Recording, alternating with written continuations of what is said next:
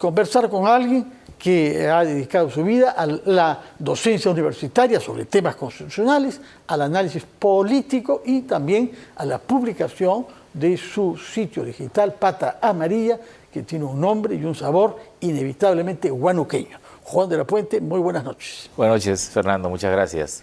Desde la última vez que usted ha venido, se ha producido una exacerbación en la conflictividad entre instituciones del Estado, instituciones que tienen que ver con la lucha contra la delincuencia y al mismo tiempo una producción de leyes que han dado lugar a cuestionamientos severos sobre si se trata de leyes que ayudan o que perjudican a la lucha contra la delincuencia y la criminalidad. Efectivamente, respecto de lo primero, me parece que hay una suerte de, por un lado, dispersión y por otro lado también enfrentamiento. Hemos visto que la Defensoría del Pueblo ha planteado un recurso contra la extinción de dominio, los conflictos que ha señalado entre la Fiscalía y la Policía Nacional, los pronunciamientos en el Congreso contra el Poder Judicial y la Fiscalía, porque quieren designar una comisión de supervisión de jueces y fiscales. Ya estamos hablando de 4 instituciones que tienen que ver con el concepto de orden y libertad, que es una base, yo diría, de la convivencia en un régimen liberal, ¿no? En las reglas liberales en las que nos encontramos. Y eso evidentemente va acompañado de otro hecho, ¿no? Y es que me parece que la legislación del Parlamento, tanto la aprobada como la que está a punto de aprobarse, creo que incentiva este desborde delictivo, cuyo ejemplo hemos tenido hoy día, ¿no? Creo que estamos en un estado de cosas que yo diría que es autoritario delictivo o delictivo autoritario. Habría que ver qué énfasis más se pone, dónde está el mayor énfasis. Pero me parece que los dos elementos de este estado de cosas están bastante claros. Y de esto me preocupa también lo autoritario y también lo delictivo, porque en lo delictivo me parece que como que hay dos capas, ¿no? Hay una capa de decisiones que ayudan al delito, pero también hay una dinámica propia del delito, que podría quizás ser menos intensa si es que no tuviera esta aquiescencia del poder. Hoy día el asesinato de este policía en Jesús María es un acto es un acto de sicariato. Y entonces el sicariato... Porque no ha sido robado, nadie no, le porque ha la mano a los bolsillos. Sí, la actuación de los sicarios implica determinada forma de actuar, en motocicleta, con carros, ubicando, ¿no? Ellos hablan de centrar a la víctima. Eso se suponía que no pasaba en los distritos llamados mesocráticos. Esa es la llegada del sicariato a las zonas mesocráticas.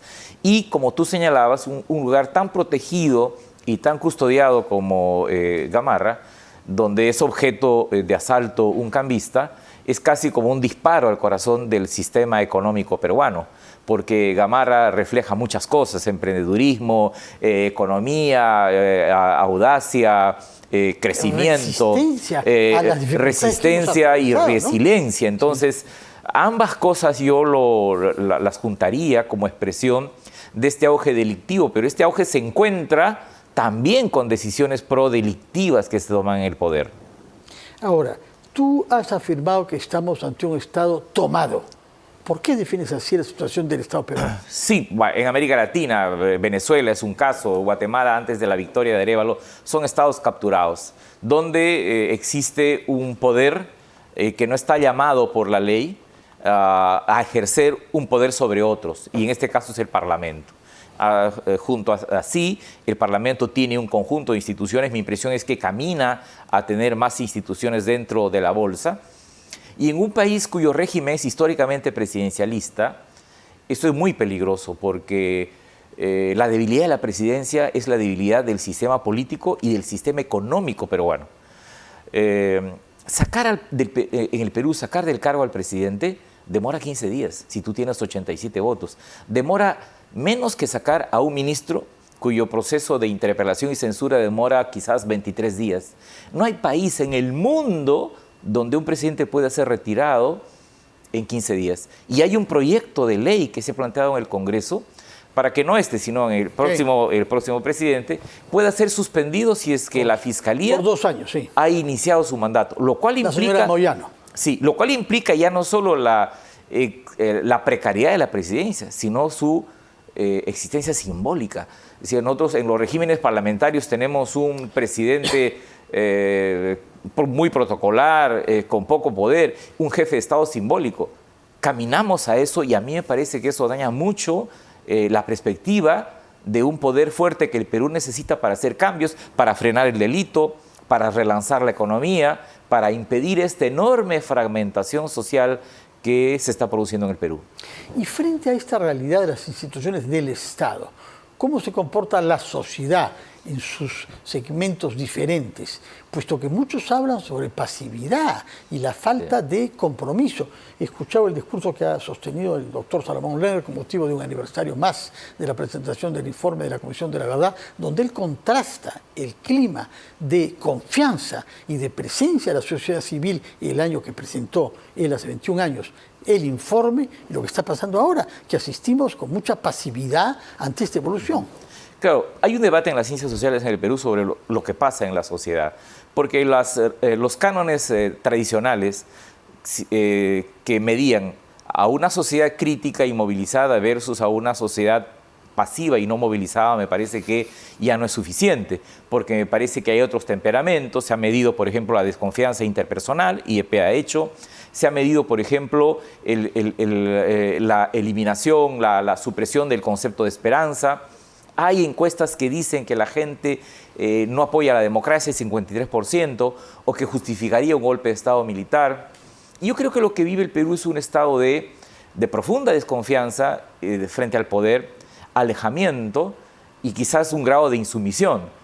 Un medio ha señalado que hay 26 o 27 casos de rechazo ciudadano a la presencia de políticos. Creo que ayer hemos visto otro en Tumbes. Sí. Esa idea de la insumisión peruana me parece que es nueva, porque si bien es cierto no se transforma en una movilización que impacte sobre el poder y sobre las decisiones, sí plantea una especie de piso mínimo de desconfianza y quizás de un voto vengativo el año 2026. Porque ahora mismo están claras las opciones, la gente en su 70% dice que espera algo que sea nuevo y radical, casi como la promesa de un outsider, y entonces el riesgo de esta insumisión es que al final la gente adopte un voto vengativo el 2026. ¿Vengativo contra qué? Podemos saber contra quién, las personas que actualmente tienen el poder. Pero más allá de eso, ¿qué representan que pueda motivar una reacción de la naturaleza que usted dice? Vengativo contra la izquierda y contra la derecha, vengativo contra el poder, vengativo contra la élite, probablemente vengativo contra Lima, vengativo contra aquellos actores políticos y económicos que no resolvieron sus temas. Digamos, la organización de un voto vengativo, de algún modo lo tuvimos el año 2021. Lo tuvimos también en la elección del anterior alcalde de Lima, que en la elección del 2018, Muñoz, que en solo 15 días obtuvo un promedio de 150.000 votos diarios, o sea, un desembalse que nosotros no habíamos visto antes.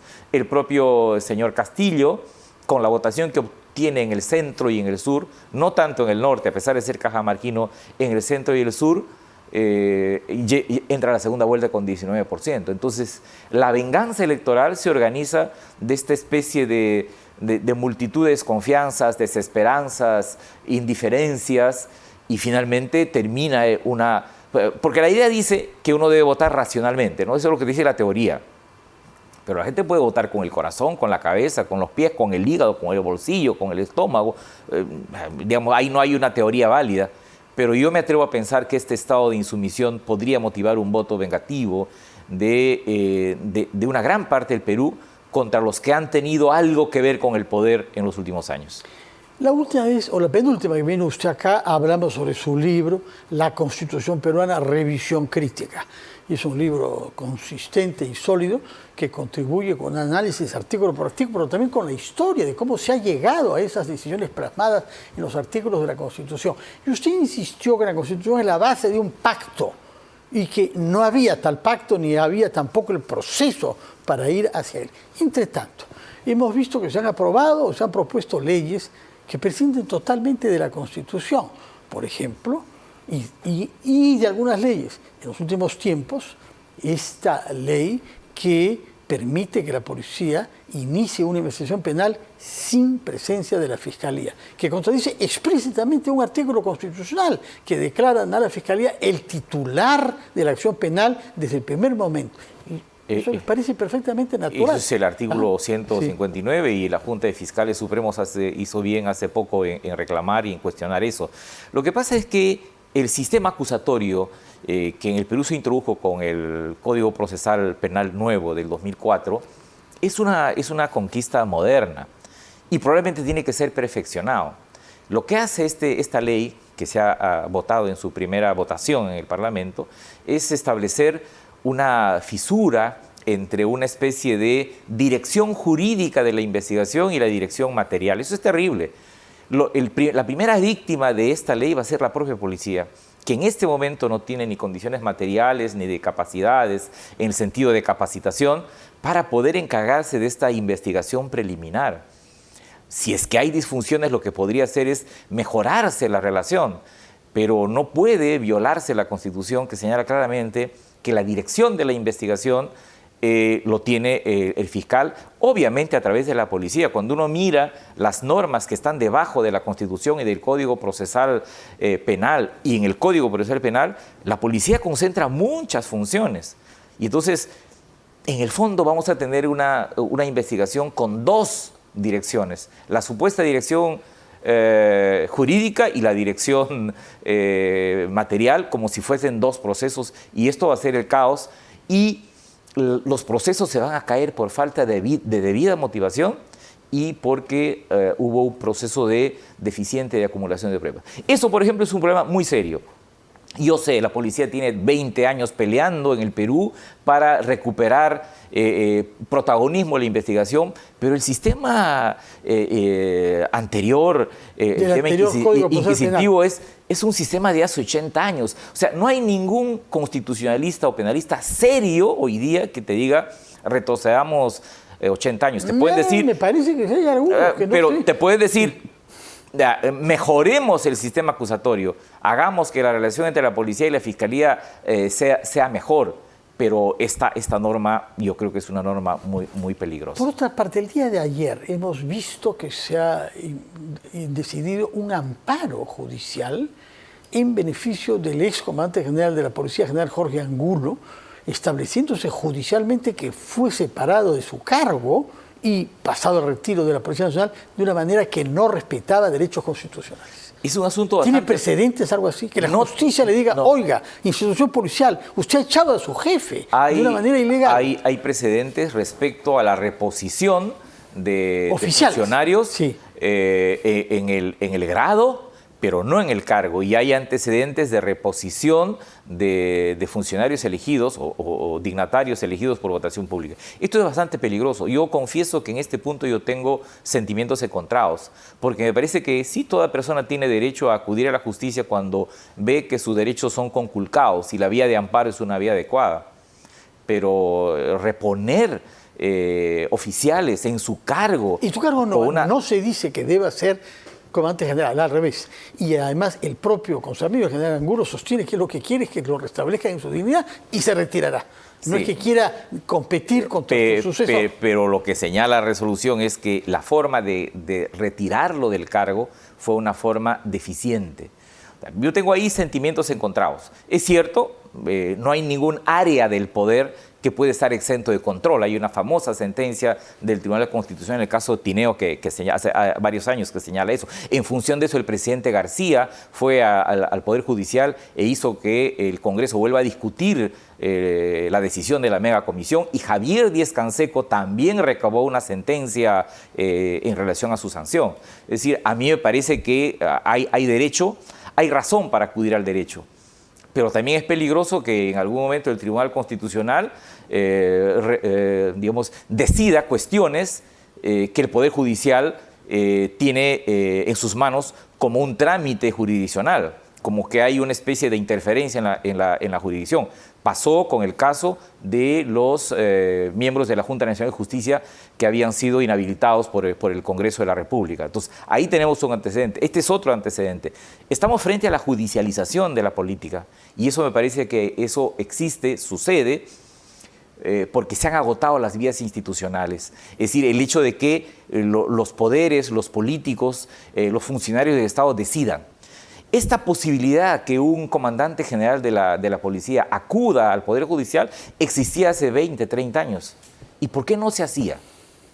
Porque habían elementos, habían reglas institucionales, algunas escritas, algunas no escritas, que impedían que todas las disfunciones terminen en el Poder Judicial. Entonces hoy tenemos que los jueces están bajo esa vía gobernando o tomando decisiones, tanto los jueces ordinarios como los jueces constitucionales, y eso me parece que es una expresión de este estado de cosas que creo que tenemos que superar. Quisiera terminar preguntando respecto de su libro. ¿Cómo siente usted que ha sido acogido? Porque se presentó el 5 de agosto, me parece, en la Feria del Libro.